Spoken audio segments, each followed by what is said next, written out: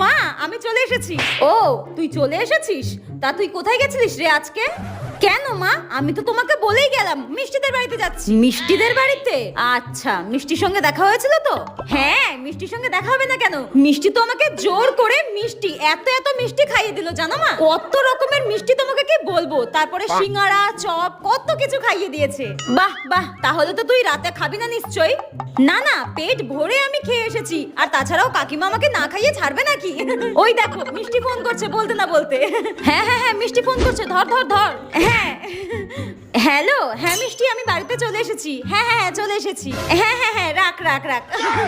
মিষ্টি, তুই যে 1 মাস আগে আমার কাছ থেকে নীল শাড়িটা নিয়ে এসেছিলিস, ওটাই নিতে এসেছিলাম তোর কাছ থেকে। জানোয়ারের বাচ্চা জুতিয়ে তোকে